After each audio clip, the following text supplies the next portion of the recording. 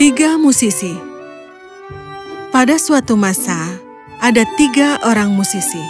Mereka telah belajar dari guru yang sama, dan ketika tuan itu mengajarkan bahwa mereka telah mempelajari semua yang dia dapat ajarkan, ketika teman itu memutuskan untuk pergi keluar dunia dan mencoba keberuntungan mereka. Kita harus tetap bersama. Kita belajar bersama, jadi kita bermain bersama. Iya, saudaraku, itulah yang akan kita lakukan. Siapa yang tahu apa yang dunia miliki untuk kita? Ketiga musisi tersebut bepergian ke berbagai negara dan mencari nafkah yang indah untuk diri mereka sendiri. Saat ini, mereka datang ke sebuah desa di mana mereka bermain luar biasa di pasar desa. Kemudian mereka duduk-duduk dengan penduduk di desa, berbicara dan mengobrol, berbagi cerita tentang perjalanan mereka. Para penduduk desa juga berbagi dengan mereka sebuah cerita yang aneh. Tidak jauh dari hutan ini ada sebuah kastil. Mereka katakan kastil itu disihir. Pintu-pintu terbuka bagi siapa saja untuk masuk dan meja dipenuhi dengan makanan pilihan bagi siapapun untuk makan. Ada juga kamar yang penuh dengan harta terbesar yang bisa diambil siapapun. Tapi mereka mengatakan roh-roh jahat hidup di kastil dan siapapun yang masuk itu keluar lebih mati daripada hidup. Apakah ada di antara kalian yang pernah pergi ke kastil? Tentu saja tidak. Kami tidak mau mengambil resiko yang bahaya.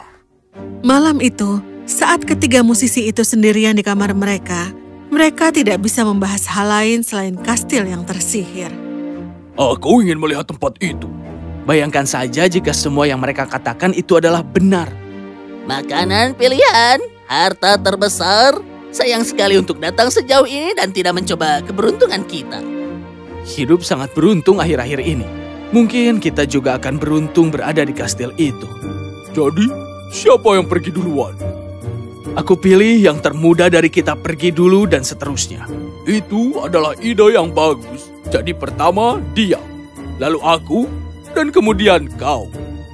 Kita masing-masing tinggal di kastil selama 1 hari penuh dan 1 malam penuh. Sepakat.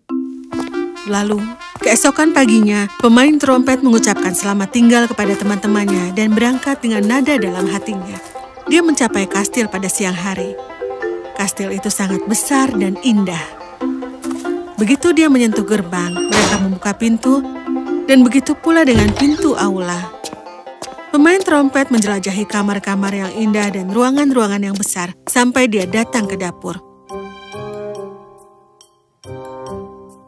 Tampak seolah-olah ada pria dan wanita yang tidak terlihat yang sedang memotong, memanggang, memasak makanan yang lezat, sayuran dan juga makanan-makanan manis yang membuat sang peniup trompet tergoda untuk mencoba makanan-makanan itu.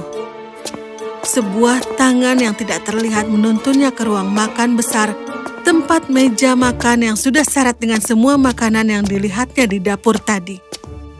Sang peniup trompet duduk untuk makan. Tetapi begitu dia akan menggigit makanan itu, seorang pria kecil dengan janggut yang cukup panjang untuk mencapai sepatunya memasuki aula dan duduk di sampingnya. Halo, Tuan. Kau duluan.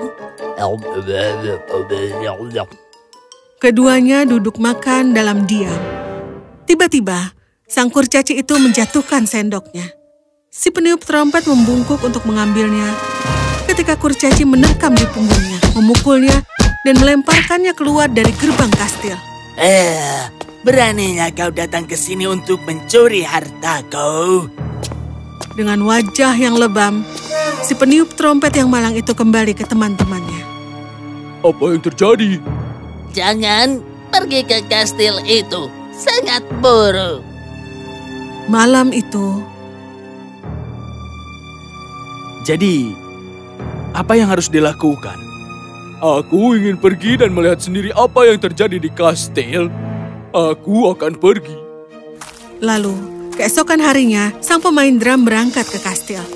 Gerbang juga dibuka untuknya. Dia juga menjelajahi ruang-ruang besar dan aula, lalu dia pergi ke dapur, dibawa ke ruang makan, dan tepat ketika dia akan makan, sang kurcaci datang. Seperti yang dia lakukan pada pemain trompet, kurcaci menjatuhkan sendoknya, dan sang pemain drum membungkuk untuk mengambilnya. Kurcaci itu menerkamnya dan melemparkannya keluar dari gerbang. Pemain drum itu kembali kepada teman-temannya. Istana itu jahat. Jangan pergi ke sana, sobat. Itu perbuatan kurcaci, iya kan? Iya, itu seperti yang kau katakan. Kalau begitu, aku akan pergi. Bahkan setelah apa yang terjadi pada kita. Jangan khawatir, aku tidak akan membiarkan kurcaci mengalahkanku. Lalu, pada keesokan paginya, sang pemain biola berangkat ke kastil. Dia melihat hal-hal yang persis sama di istana dan duduk untuk makan. Kurcaci itu muncul dan seperti biasa, dia menjatuhkan sendoknya sehingga dia bisa menerkam sang pemain biola itu ketika dia membungkuk untuk mengambilnya. Tetapi sang pemain biola sudah siap untuknya. Tepat saat kurcaci itu menerkam, pemain biola itu berdiri dan meraih kurcaci itu. Dalam pertengkaran itu, medali yang ada di sekitar leher kurcaci berhasil diambil oleh pemain biola. Begitu medali berpindah ke tangannya, dia mulai merasa kuat, sementara kurcaci itu menjadi sangat-sangat lemah. Kembalikan medaliku. Tidak sampai kau memberitahu tentang istana ini. Jika kau mengembalikan medali kepadaku, aku akan mengajarimu tentang semua kekuatan sihirku. Aku punya sangat banyak. Lalu pertama-tama ajari aku tentang sihir itu dan kemudian aku akan mengembalikan medalimu. Setuju? Baik.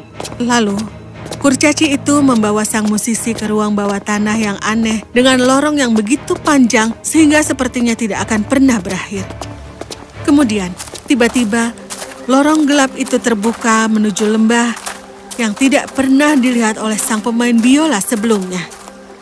Jelas sekali bahwa tempat ini bukanlah milik dunia kita. Kurcaci itu membawa pemain biola ke sungai. Sungai itu mengalir dengan deras sehingga mustahil untuk berenang melewatinya. Tetapi kurcaci itu mengetuk tongkatnya ke dalam air dan tiba-tiba air itu terbuka, menunjukkan jalan yang bisa dilalui oleh keduanya dan mencapai sisi yang lain. Apa yang ada di baliknya adalah sebuah kastil yang bahkan lebih megah dari yang mereka datangi. Kurcaci itu membawa mereka masuk. Setiap kamar yang ada di kastil itu penuh dengan harta terbesar yang bisa dilihat oleh orang di dunia. Dan kemudian mereka sampai di sebuah kamar yang megah dengan sebuah tempat tidur besar yang bertabur dengan emas dan batu berharga, di mana terdapat gadis yang paling cantik di dunia yang pernah ada. Siapa dia? Dia adalah putri dari istana. Dia telah tertidur selama 200 tahun karena mantra. Karena mantra? Diceritakan bahwa mantra itu membuat sang putri tertidur dan semua pelayan istana menghilang. Sehingga semua orang yang menggunakan mantra itu bisa mencuri harta berharga di sini. Tapi kastil itu sudah tersihir. Sehingga ketika sang putri tidur, semua harta ini tetap tertahan di mana mereka berada. Melihat sang kurcaci frustasi dengan harta yang terjebak di tempat mereka berada, pemain biola menyadari bahwa itu adalah kurcaci yang telah menggunakan mantra pada sang putri. Jadi, dia memutuskan untuk membantunya. Bagaimana mantranya bisa dipatahkan? Apa? Sekarang kita berdua tahu siapa yang merapalkan mantra pada sang putri, kan? Jika kau ingin medali kau kembali, katakan padaku cara mematahkan mantranya. Ada sebuah kotak di bawah bantal sang putri, berisi kesadaran sang putri. Ambil kotak itu, dekatkan dengan mata sang putri, sentuhkan medali pada kotak. Itu akan terbuka dan kesadarannya akan mengalir ke diri sang putri. Baiklah. Di mana aku? Di istanamu, sang putri. Kau telah tertidur selama 200 tahun. Sudah selama itu? Kau menginginkan hartaku, kan? dan dia tidak akan memilikinya. Tinggalkan tanah ini selamanya. Tapi, medaliku?